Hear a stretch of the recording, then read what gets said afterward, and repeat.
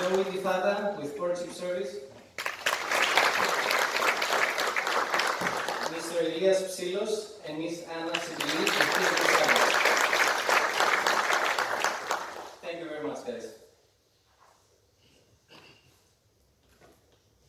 Before we start, please silence your phones. Every 4 seats there is a microphone.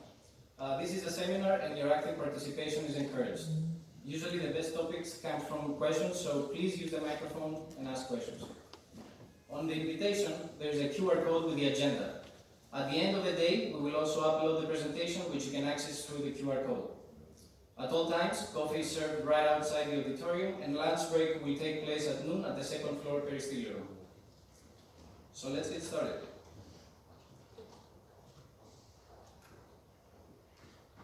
I can think of no better person to start off this seminar than our keynote speaker. His previous flag assignment was serving as the Assistant Commandant for Prevention Policy, where he was responsible for the development of national policy, standards and programs for waterways management, navigation and boating safety, ports and facilities, merchant mariner credentialing, marine casualty investigation, commercial vessel inspections, and port state control.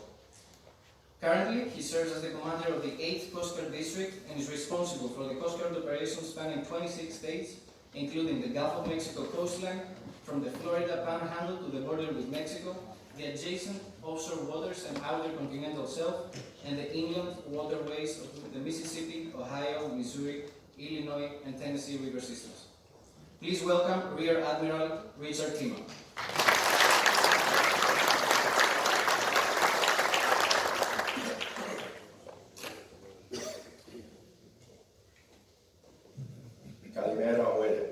Close?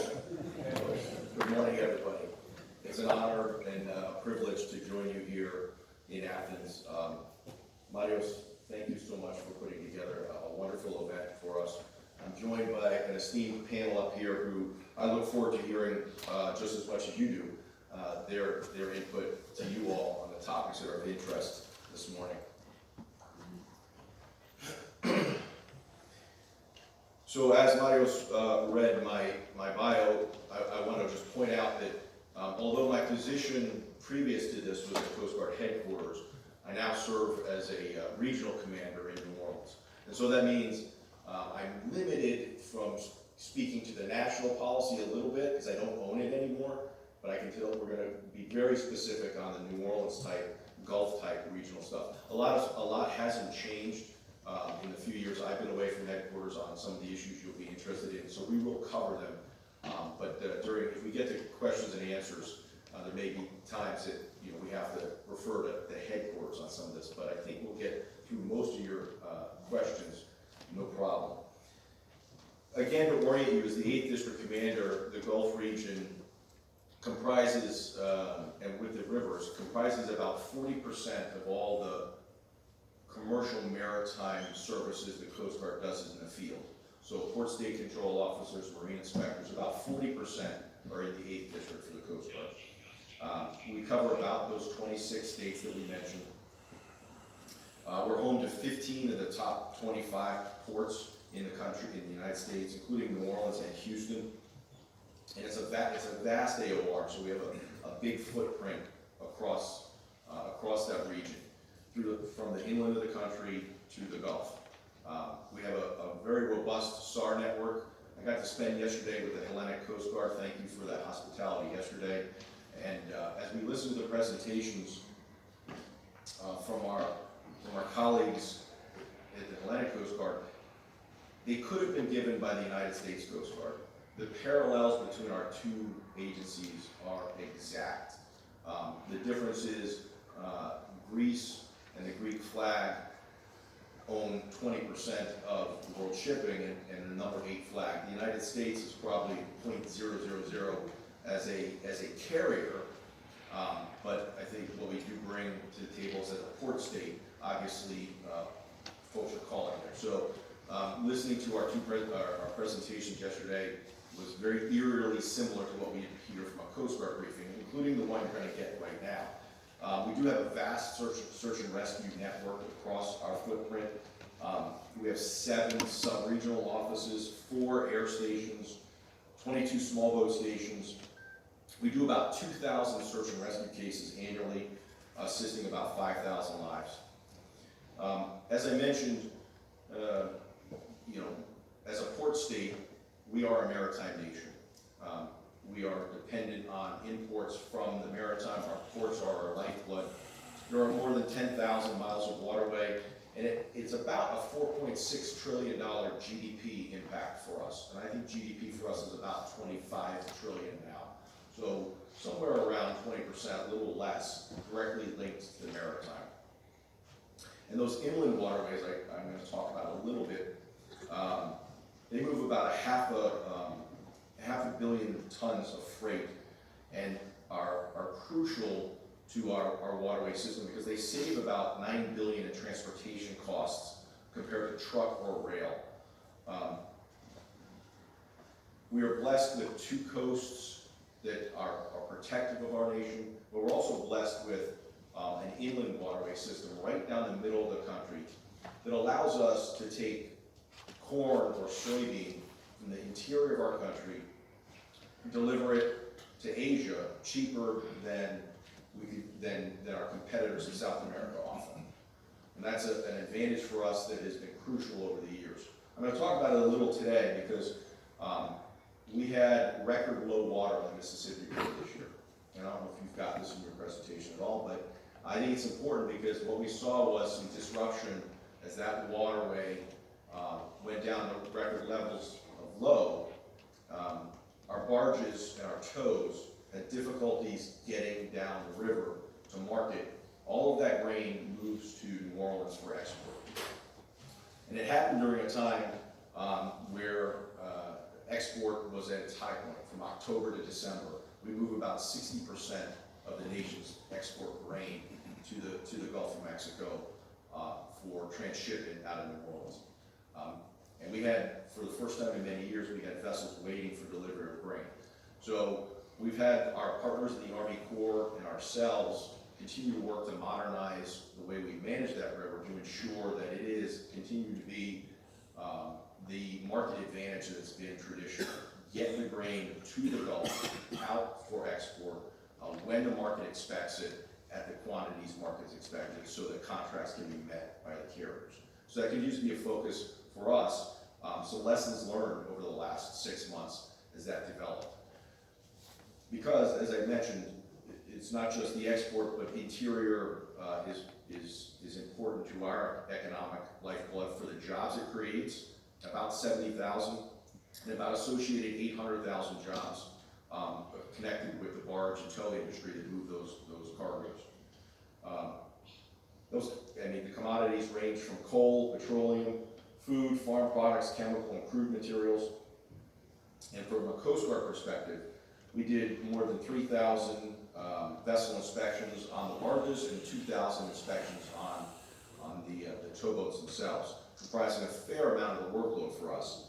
It's about a third of what we do from a workload perspective in the 8th District for marine inspections. The rest is on the Gulf. The other 2/3 will occur from Texas to Florida.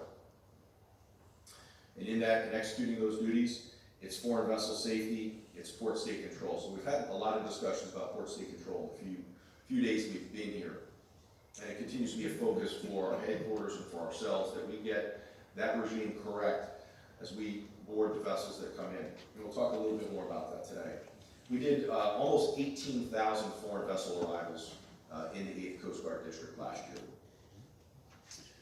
The top 5 cargoes that we were dealing with were soybean, distillate fuel, corn, crude oil, and coal. And we saw some shifts this past year due to kind of geopolitical energy situation. For coal, for LNG, as those demands changed. We were very aware from the beginning that would impact all the way up into our heartland as we looked at in the interior of the country to get those products to market, given the shifting demands in Europe in particular. And we are grateful for that inland industry again, because 15 barges, which is a standard tow on our river, is going to move the equivalent of 200 rail cars or 1,000 tractor trailers that we take off of our highways and off of the rail and onto the rivers, and it remains our safest, most environmentally friendly way to move those cargoes. And so we have a lot of room to improve in there, because I think we can continue to take advantage of that resource for our country.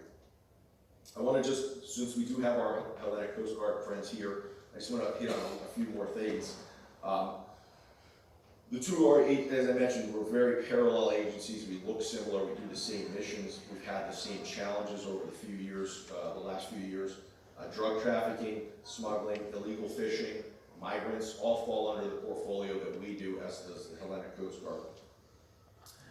As the migrant crisis over the last few years here has developed, we've seen our own migrant crisis in the Caribbean, in Haiti and Cuba. Those two island nations that have had deteriorating socioeconomic conditions have driven folks to the ocean to migrate.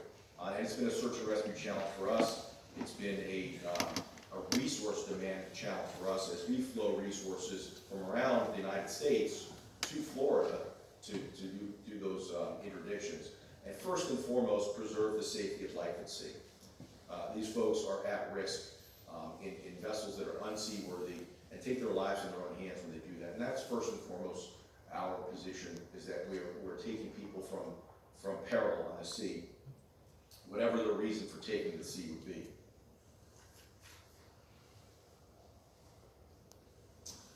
We also similarly are tasked with regulating international unregulated and unreported fishing. I see this as one of the more righteous missions that we have at this point. The fish stocks of the world are a global resource and continue to be under threat and under pressure from, in particular, illegal fishing, unregulated fishing from nation-state fleets around the world that operate in semi-darkness. Underreported catches become a big threat to the protein that will feed the world in the next century. And we continue to focus on that, particularly in the Indo-Pacific, as we go out to work with nation states to protect their fish stocks, and in Africa. I talked about the migrant problem. We have a named operation, Operation Vigilant Sentry in the Caribbean, that in particular is focused on that problem set, just like I think some similar migrant issues here in the Eastern Mediterranean. Some numbers that we talked numbers yesterday with the Atlantic Coast Guard. For us, we've had about 6,000 Cuban migrants in 2022 that were interdicted. That's up from 49 in 2020. Now, granted, that was a COVID year, but you can see the surge, order of magnitude in the demand there for our services.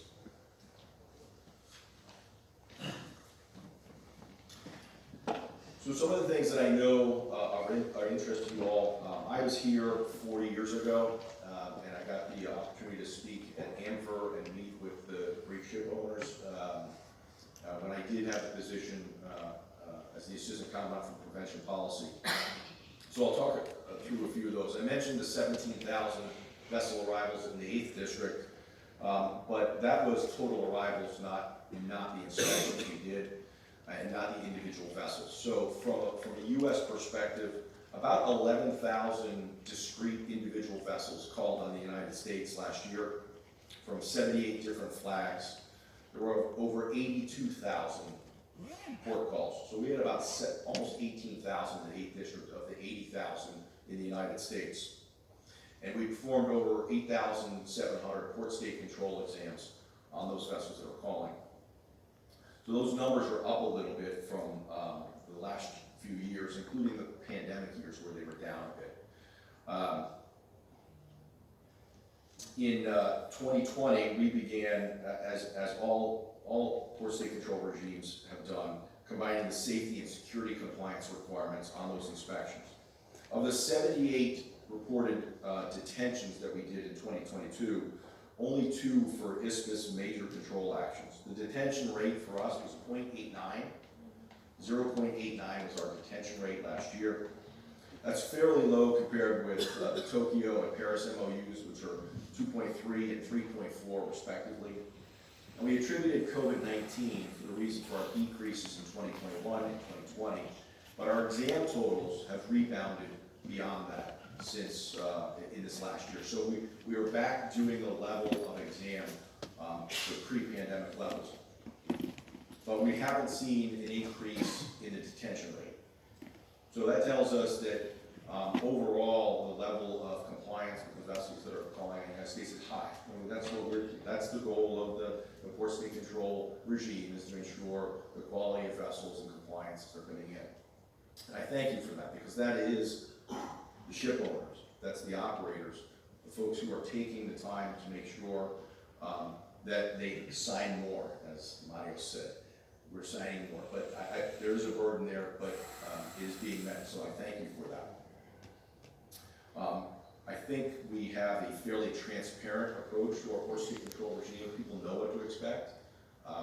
There's a, I hesitate to use this word, but a fairness involved when we do our port state control exams, at least relatively maybe to some other flag states when they do, or port states when they do their exams. We have a number of tools that our port state control officers use, not just the detentions, but denial of entry, suspension of cargo operations, and expulsion from port. We don't use those extensively. They're there. One of the tools that we have used is denial of entry based on pre-screening information. We've used that a few times. 14 vessels in a decade and a half, 13 years or so. So not a big number, but when we find them, it's typically a pretty egregious offense. There are 5 vessels that remain on the denial of entry into the United States. That's a publicly available list. So if you went to the Coast Guard webpage and searched for port state control, our denial of entry list is public. To our top deficiencies.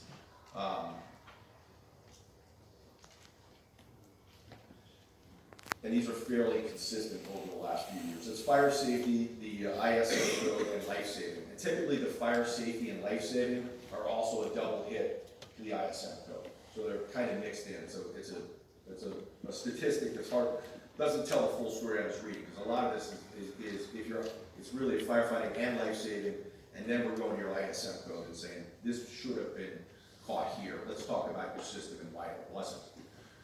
There were several SMS-related detentions, also kind of based on crew operations, the captain and crew responsibilities beyond just fire safety, fire and life safety. And I just, Manos, based on our time today, and then we started late, you want me to, you have time? Okay. I'll try and move through this because I know we are behind schedule a little bit.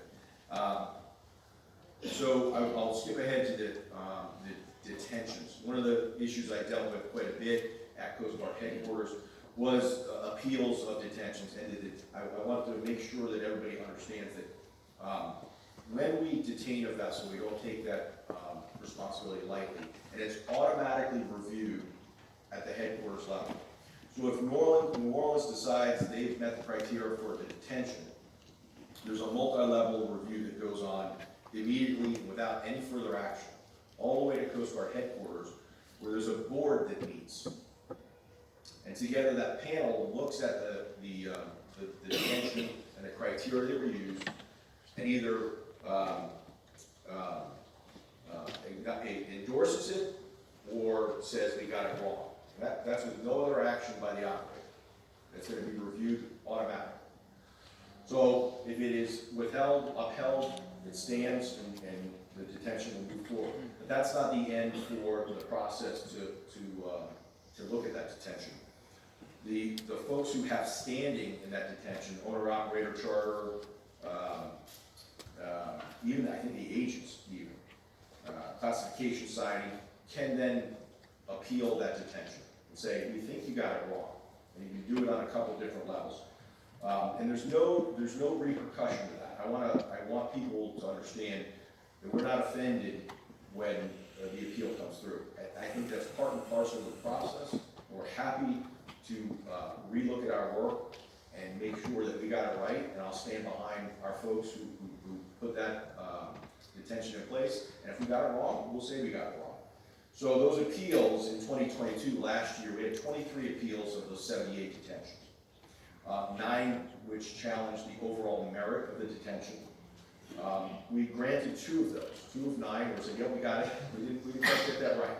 And the appeal was granted. So that was something we talked about a lot the last time I was here, as we did with Call Ship 21 and E0. As we look at that regime of port state control, we see that number of 0.78 as the detention ratio. The indicator is there's a lot of good operators. A lot of good operators. So how do we reward that compliance?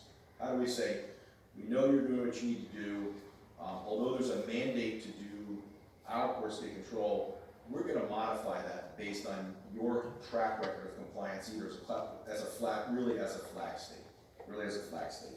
And so Call Ship 2021 is that process. And if you're enrolled in Call Ship 21, there's a reduced inspection burden or exam burden for that flag. And then Greece has been a Call Ship 21 flag state for a number of years. It was provisionally qualified to continue as a Call Ship 21 state in 23-24 moving forward. So that reflects on the state of Greece shipping, and the flag state and the owners is compliant with over and above the average carrier. And we're trying to give you credit for that. We also have the E0 designation, which is focused on the environmental compliance aspect of port state control. And again, the E0 designation is designed to recognize publicly those who are compliant and give reduced burden to. As we look at the Call Ship moving forward, given that there's a growing number of folks who are qualifying for it, we're probably going to tweak it to continue to make it representative of the top operators in the world. So the criteria may change a little bit. That is a Coast Guard headquarters-driven operation. So you may see that in the future, and we'll be transparent about it. We'll say, we're going to look at either the compliance ratios or the detentions or the quality of those exams to see if there's not something we need to slightly tweak to ensure that it truly is recognizing those at the top of the compliance kind of pyramid and reward those folks who are doing it, and not just everybody ends up in Call Ship 21. Because we want to make sure that folks who do the effort to comply are rewarded and have an incentive to continue to do that. Once we lose that incentive, we lose the compliance rate. Okay. So just briefly, if you're not familiar with the program, qualifying, the 3-year detention ratio for the flag administration has to be less than 1%. We have to do at least 10 port state control exams. We need a copy of the self-assessment from the flag state and an executive summary state audit scheme submitted to us. And so we're going to look at some of those criteria and say, okay, is 10 exams enough? Do we have to get it to 20 exams? Is 1% detention rate the correct ratio? We want to see a lesser detention ratio. These are the things we may look at. I won't go too deeply into these because I don't own them as a policy structure, but I recognize them as big issues. 4 years ago, I was here talking about IMO 2020 and the fuel compliance, and I tracked that for the first couple of years at headquarters after that came into effect. We've had some growing pains with it, but less than I anticipated for compliance issues with IMO 2020. That's a credit to the effort that went on by the shippers to find those fuels, change those fuels, or comply with other methods. We talked a lot about scrubbers a few years ago. I'm not going to talk about scrubbers unless we have to. And then I think we're going to hear some more discussions later from our other panel members on more specifics with ballast water exchange, which I know continues to be an issue for type approval and for use in particular in the brackish water that we find in the Gulf of Mexico. And so we have the folks here dealing with that directly. They'll be able to discuss that as we move forward. Greenhouse gas strategy at IMO though remains fairly aggressive, and the United States is looking at how we are having our vessels comply and how we will put that into effect. Energy efficiency for existing ships, EEXI, the Annex 6 requirements are coming, and carbon intensity indicators, all of which are driving towards the alternate fuels and other ways to apply. And we're going to leverage our position as the national authority to work with our flag to make sure that we have in place the ability to give credit to the equivalencies that people are going to have to use to meet the standards. That's going to be a challenge. We will be growing things there. You know, we recognize that there needs to be provisions for just and equitable transition to this strategy. It cannot be a zero tolerance. We're going to have to find ways that are just and equitable as we apply this. We acknowledge the impact to small island developing states, SIDS, and what that means, and their stake in the greenhouse gas discussion. We will move towards, we are supportive of the fuel standard, and we recognize that there's a discussion for market-based measures, but we're not quite sure we're there yet with that regime. So there's more discussion for us on that.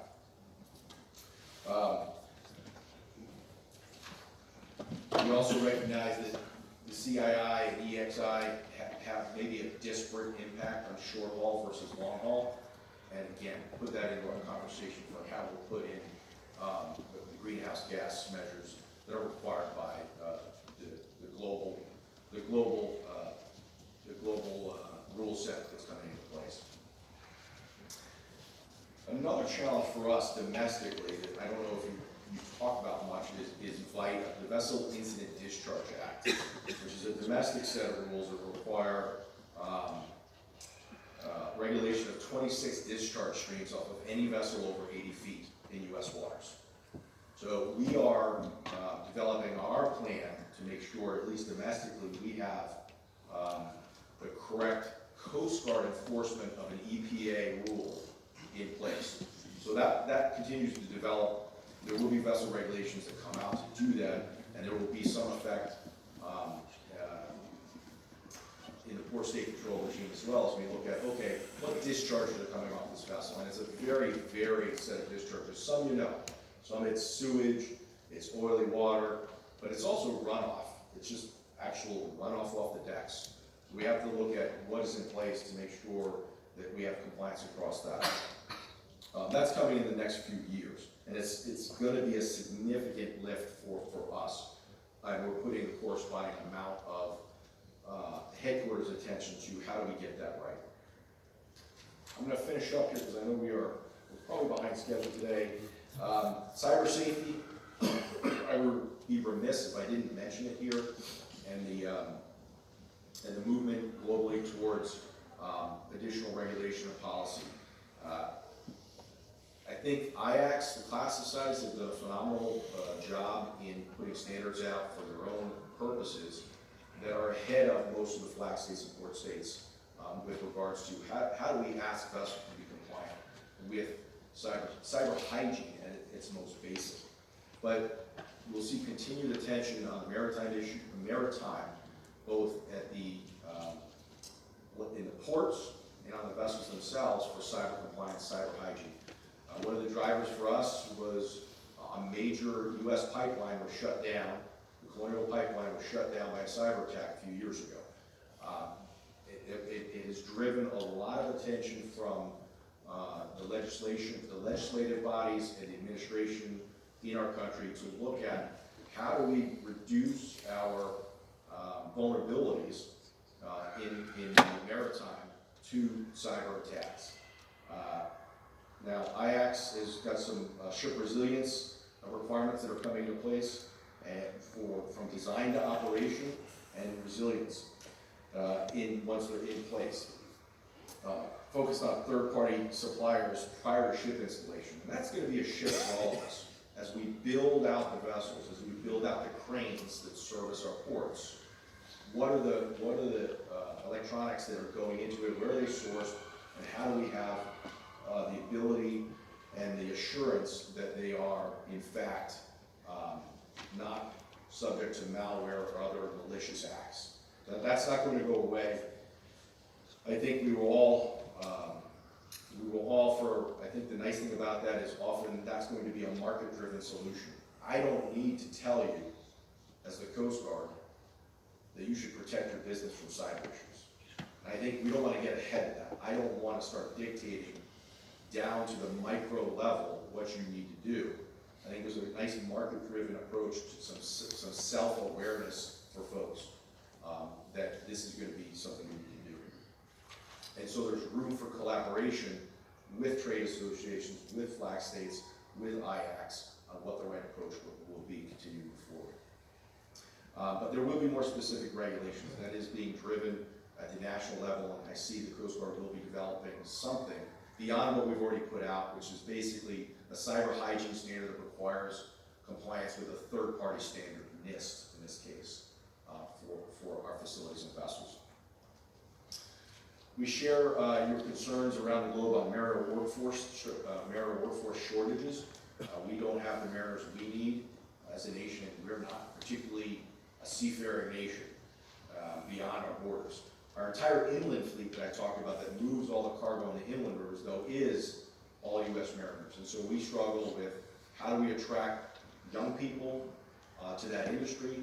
How do we make it easier for people to come into that industry? And how do we modernize what we expect them to do to train and become a mariner?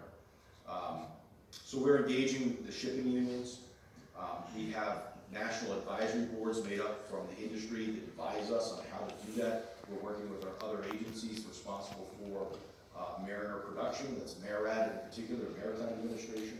And we're looking to streamline and modernize how we credential mariners. We've put real money into a new system to replace kind of an antiquated paper system of licensing our mariners.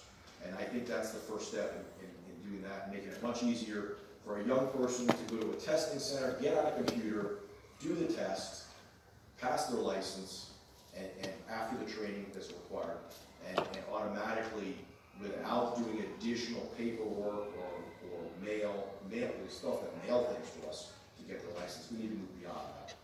So, we got a late start.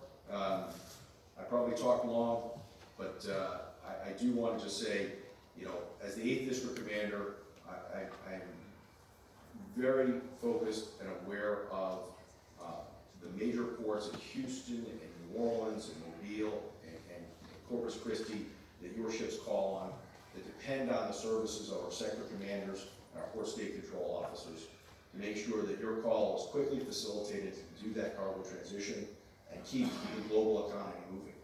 And I thank you for that. I hope you understood a little bit about why I brought up the inland river piece, because it really feeds that port complex at the lower end of the Mississippi River with the cargo that needs to go out to feed the world. I want to again thank Maritime Endeavors and Marios Markutas for your wonderful hospitality, for putting this panel together. I said I would take questions, so if there are any questions, I'm happy to try and answer them as we move on to our next panel members.